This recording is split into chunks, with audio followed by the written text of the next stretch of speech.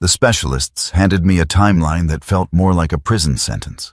They gave me 4 months, maybe less if the winter was harsh. I boarded a flight to Seattle to see my daughter, Helen, one last time. I expected to find her smiling, perhaps hiding her own pain to make me feel better. Instead, I found her unconscious in the intensive care unit, her face swollen, her spirit broken, and her body map of purple bruises.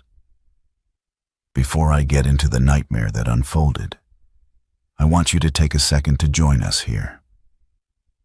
If you believe family is worth fighting for, like this story and share it. I want to know, where are you watching this from? Drop your city in the comments.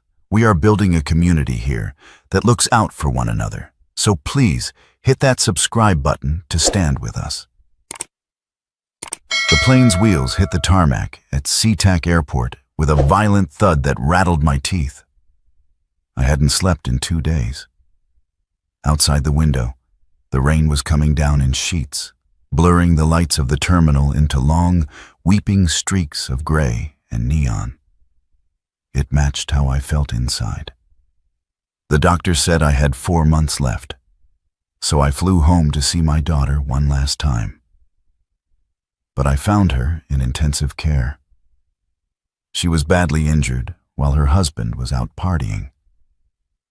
My blood boiled. I made one phone call. 1 hour later, he was completely destroyed. I grabbed my duffel bag from the overhead bin.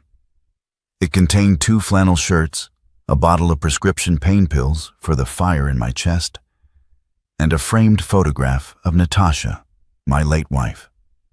I was 60 years old, a retired structural welder who had spent 30 years breathing in metal fumes and grinding dust. I was supposed to be going home to Montana to die in peace. But peace was a luxury I could no longer afford. The ride to Harborview Medical Center was a blur of wet asphalt and brake lights. I stared out at the city, at the tech towers and the coffee shops, wondering how many people walking those streets knew their expiration date. I knew mine. It sat in my lungs like wet concrete, hardening every day. When I reached the reception desk, the fluorescent lights hummed with a headache-inducing buzz.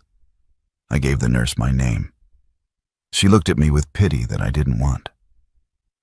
"4th floor," she said softly. "ICU. But sir, be prepared." I wasn't prepared. Nothing prepares a father for seeing his child wired to machines. When I walked into the room, Nurse Betty was adjusting an IV drip. She was an older woman with kind eyes that had seen too much tragedy.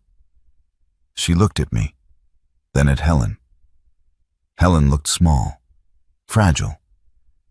The tube down her throat hissed rhythmically, doing the breathing she couldn't do for herself.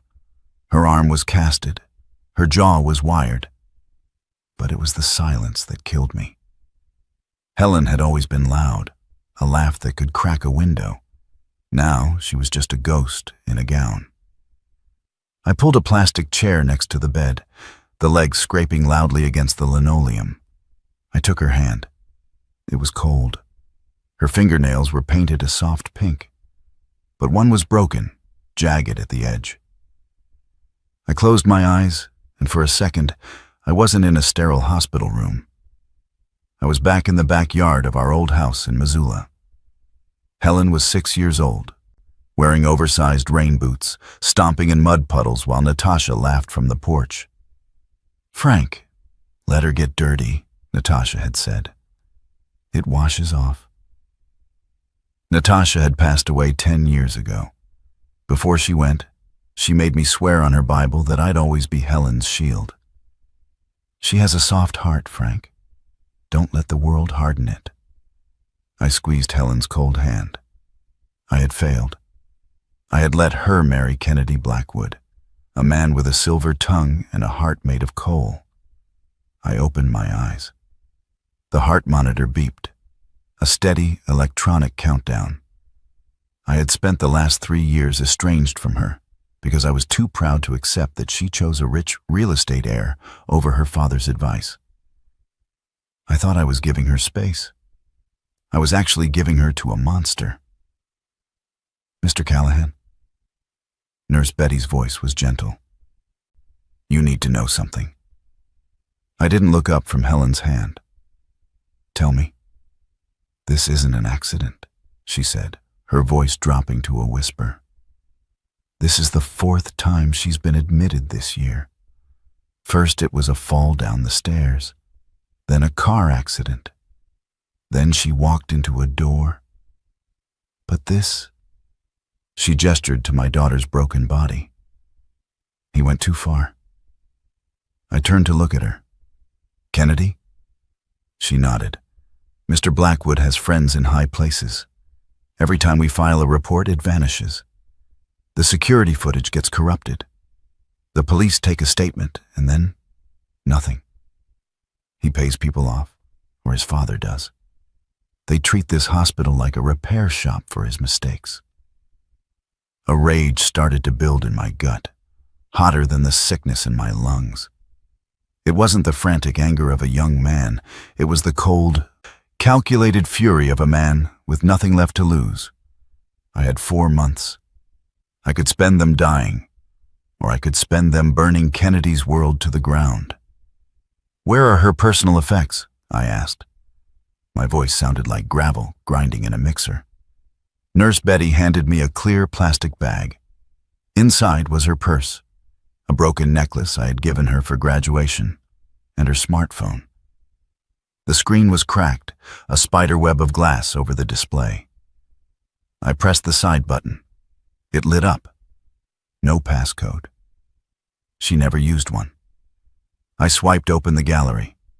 It was full of pictures of her golden retriever, sunsets from their penthouse balcony, and forced smiles at gala dinners. But then, I scrolled down to the hidden album. My thumb hovered over a video thumbnail dated 2 nights ago. It was dark, shaky. I want to pause here. If you have ever felt the helplessness of seeing someone you love in pain, you know that silence is the accomplice of the abuser. We subscribe to channels for entertainment, but I'm asking you to subscribe today for something else. Subscribe as a promise that you won't turn a blind eye to suffering. Do it for the fathers who arrive too late. Do it because the truth deserves a witness. I pressed play. The audio was the first thing that hit me. The sound of heavy breathing and a whimper. My son-in-law filmed himself beating my daughter. Now, the whole country is watching him. The camera was propped up on a shelf, likely hidden by Helen herself. The angle was low. Kennedy was screaming, his face contorted, veins bulging in his neck. He wasn't human. He was a rabid animal in a $3,000 suit. You think you can leave? Kennedy roared in the video. You don't walk away from a Blackwood. Then came the sound of impact, a sickening thud. Helen fell into the frame, scrambling backward on the marble floor. She was begging. Kennedy, please, I just wanted to go see my dad. He's sick. He's a loser, Kennedy spat, kicking her in the ribs. And so are you. The video ended with him smashing a vase over her head. The screen went black. I sat in the hospital chair, my hands trembling so hard, I almost dropped the phone. He had filmed it. Or she had filmed it to prove it. It didn't matter. I had the weapon I needed. I put Helen's phone in my pocket and pulled out my own, a battered old flip phone that had survived more construction sites than I could count. I scrolled through the contacts until I found a name I hadn't dialed in 20 years. Samson. I hit the green button. It rang 4 times. Frank? A voice answered, deep and rough like rolling thunder. I thought you were dead. Not yet, I said. But I need to call in the marker, Samson, the big one. There was a pause on the other end. Name the place. I'm there.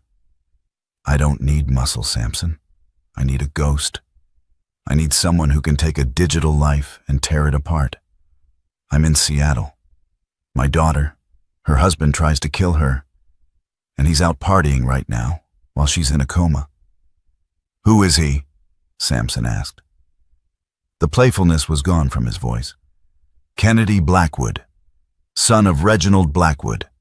Samson whistled low. You're hunting whales, Frank. Reginald owns half the zoning board, but whales bleed just like minnows. Send me what you have. I forwarded the video file to an encrypted email address Samson gave me. Then I sat back and watched the rise and fall of Helen's chest. Samson wasn't just an old drinking buddy. Back in the day, before he went into private security and digital forensics, he was a kid I looked out for on the rigs. He was a wizard with information. If it was digital, he could find it, break it, or leak it. 20 minutes later, my phone buzzed. It was Samson. Frank, this is worse than we thought, he said. I'm looking at Kennedy's financials. He's not just an abuser, he's laundering money through his father's shell companies, gambling debts. He owes the wrong kind of people about $4 million. He's been siphoning it from the charity accounts Helen manages. Can you prove it? I can prove what he had for breakfast 3 years ago, Samson growled. I'm compiling a packet. Video, bank statements, text messages to his mistresses where he bragged about paying off the cops. It's a nuclear bomb, Frank. Detonate it, I said. Send it to everyone. The press, the DA, the FBI, his father's investors. Burn it all. While Samson worked his magic, I stared at the rain streaking the hospital window and remembered why Samson owed me. It was 1998. An oil platform off the coast. A pressure valve had blown, spewing superheated steam and oil. Samson had been trapped behind a wall of fire, pinned under a fallen beam. The evacuation order had been given. Everyone was running for the boats. I didn't run, I went back. I walked through the fire, my suit melting, my skin blistering. I lifted that beam just enough for him to crawl out. I carried him to the chopper with shrapnel in my leg. He lost 3 toes. I lost the ability to ever run again without a limp. He told me in the medevac chopper, "My life is yours, Frank. You say the word, I pay the debt." Tonight, the debt was paid. The attack began at 6:00 a.m. Samson hit send. The email subject line was simple: the true face of the Blackwood Empire. It went to 300 recipients, major news outlets, independent bloggers, federal prosecutors, and the board of directors for Blackwood Industries. I refreshed the news feed on my phone. At 6:15 a.m., nothing. At 6:30 a.m., a small tweet from a local reporter. Received disturbing footage regarding Kennedy Blackwood. Verifying. By 7:00 the dam broke. The Seattle Chronicle went live with the headline, "Real estate heir caught on tape in brutal assault." The video was embedded at the top. I watched the view count. 10,000, 50,000, 100,000. The comments rolled in like a tidal wave of judgment. Lock him up. Animal. Is she alive? The world was waking up, and Kennedy Blackwood was about to have a very bad morning. Across town, in a penthouse overlooking the Puget Sound, Kennedy Blackwood rolled over in silk sheets. His head was pounding from the scotch he'd downed the night before. He reached for his phone on the nightstand, squinting against the morning light. He had 47 missed calls, 70 texts. He frowned, confusing panic rising in his chest. He unlocked the phone. The notifications cascaded down the screen like a waterfall. "Mom, answer the phone, you idiot." "Dad, don't speak to anyone. I'm sending the lawyers." "Mistress 1, lose my number." He opened Twitter. He didn't have to search for his name. It was the #1 trending topic in the United States. Justice for Helen. He clicked the hashtag. The first thing he saw was his own face, twisted in rage, screaming at his wife. He dropped the phone on the thick carpet as if it were burning hot. Kennedy scrambled out of bed, tripping over his own expensive shoes. He ran to the window. Down below, news vans were already circling the building like sharks. He turned on the massive TV on the wall. Every channel was the same: CNN, Fox, MSNBC. They weren't just talking about the assault. They were talking about the money. Leaked documents allege a massive money laundering scheme involving charitable funds, a reporter said, standing in front of the Blackwood HQ. Federal agents have just entered the building. Kennedy watched as his father, Reginald Blackwood, the untouchable titan of Seattle, was led out of his office in handcuffs, shielding his face with a blazer. Kennedy fell to his knees. His assets were frozen. His reputation was incinerated. His father was in custody, and it had all happened while he slept. I was still holding Helen's hand when I heard the commotion in the hallway. "Sir, you cannot go in there," a security guard shouted. "She's my wife. Get out of my way." It was Kennedy. He had managed to slip out of the penthouse before the police arrived, or maybe he was just delusional enough to think he could talk his way out of this. He burst into the ICU room, his hair disheveled, his eyes wild. I stood up. My knees popped and my lungs burned, but I stood tall. Kennedy stopped when he saw me. He looked confused. "Frank, what are you doing here?"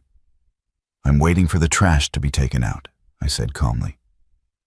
"You did this," Kennedy hissed, stepping toward me. "You leaked that video. You ruined my life." "You ruined it yourself when you raised a hand to my daughter," I said. He lunged at me. For a man of 60 with failing lungs, I moved faster than he expected. I sidestepped his sloppy punch and shoved him hard against the wall. 2 security guards and a police officer burst into the room. They tackled Kennedy before he could rebound. "Kennedy Blackwood," the officer shouted. "You are under arrest for aggravated assault, attempted murder, and wire fraud." They hauled him up. His nose was bleeding. He looked at me with pure hatred. "She'll never leave me. She loves me." I walked up to him, close enough to smell the stale alcohol on his breath. "She doesn't love you, Kennedy. She feared you. And fear isn't love. Now get out." As they dragged him away, screaming, I felt a weight lift off my chest. But the war wasn't over. 3 days later, Helen woke up. I was reading a paperback Western in the chair when I heard a soft rustle of sheets. Her eyes fluttered open. They were hazy, unfocused. "Dad?" she whispered. The sound was raspy, dry. I was by her side in a heartbeat. "I'm here, honey. I'm right here." She tried to sit up, but winced. "Kennedy, is he?" "He's gone," I said, smoothing her hair back. "He's in a cell where he belongs. The whole world knows, Helen. You don't have to hide it anymore." Tears leaked from the corners of her eyes. "I'm sorry, Dad.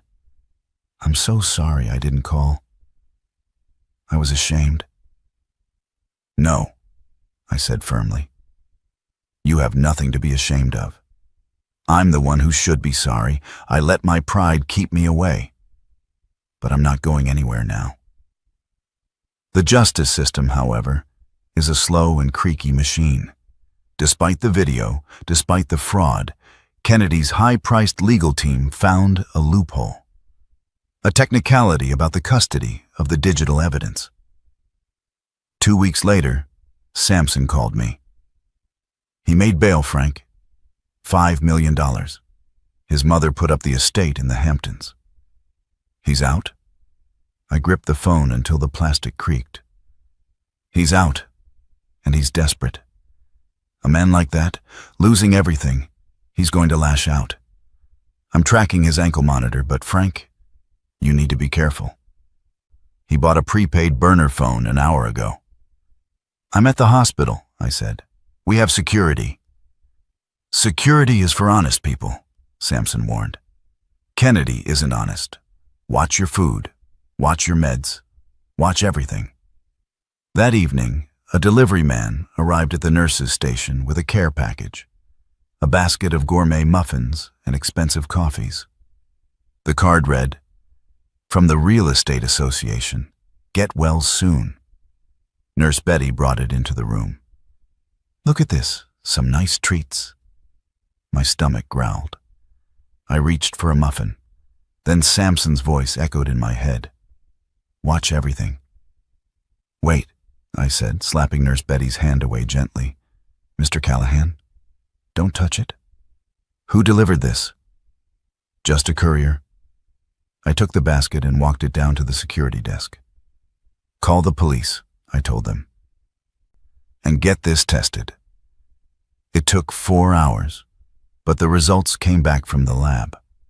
The muffins were injected with high levels of anticoagulant, rat poison. It wouldn't have killed us instantly, but it would have caused internal bleeding that looked like complications from Helen's injuries. Kennedy wasn't just mad. He was trying to finish the job. This time, there was no bail. Sampson traced the courier payment back to Kennedy's burner phone. They found the remaining poison in the glove box of his rental car. I went to the sentencing hearing a month later. Helen was in a wheelchair beside me. Kennedy sat at the defense table, looking small and pale. The arrogance was gone, replaced by the hollow look of a man who knows his life is over. The judge, a stern woman named Judge Abernathy, looked over her spectacles. Mr. Blackwood, your actions are repulsive. You are sentenced to 25 years for attempted murder, to be served consecutively with your 15-year sentence for federal fraud. 40 years. He would be an old man before he saw the sky without bars. As they led him away, he didn't look back. He didn't look at Helen. He was already a ghost. With Kennedy gone and the divorce proceedings finalized, there was only one shadow left over us. My timeline. I had been coughing less since arriving in Seattle, maybe because the air was wetter, or maybe because I had a purpose. But the 4-month deadline was approaching. I went to a specialist at the University Hospital, Dr. Aris Prentice. He ran new scans, took new biopsies. I sat in his office, ready to hear that it was time to arrange hospice. Dr. Prentice walked in, frowning at a clipboard. Mr. Callahan, he said. Who diagnosed you with stage 4 lung cancer? A clinic back in Montana, I said. Well, Prentice tossed the clipboard on the desk. They're idiots. I blinked. Excuse me? You don't have cancer, Frank. You have severe histoplasmosis. It's a fungal infection in the lungs. It creates nodules that look exactly like tumors on an X-ray if you don't know what you're looking for. It's rare, but given your work history and environment, it makes sense. So, I'm dying of fungus? No, he smiled. You're not dying at all. A 6-month course of antifungal medication, and you'll be fishing by next summer. 18 months later. I sat on the porch of a cabin near a lake in Montana. The air was crisp and smelled of pine needles. The sun was setting, painting the sky in violent shades of orange and purple. Helen walked out of the screen door, carrying 2 mugs of hot cocoa. She walked without a limp now, though the emotional scars would take longer to fade. Beside her toddled a little boy, just barely walking. My grandson. Not Kennedy's son. Helen had adopted him 6 months ago. She named him Frank. You thinking about the past again, Dad? Helen asked, handing me the mug. No, I lied, just watching the light change. She sat beside me, resting her head on my shoulder. We made it. Yeah, I said, taking a sip. We made it. I looked at little Frank chasing a butterfly in the grass. I had prepared to die, and in doing so, I had learned how to fight for life. I had saved my daughter. But really, she had saved me. She gave me a reason to question the diagnosis, a reason to pick up the phone, a reason to be a father again.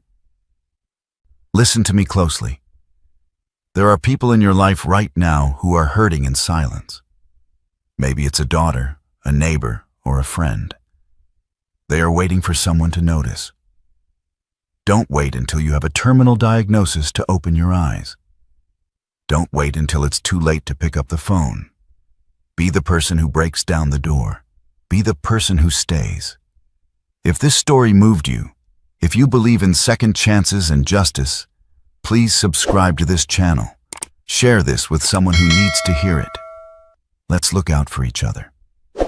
I took a deep breath of clean mountain air. I had 40 years left, and I wasn't going to waste a single minute.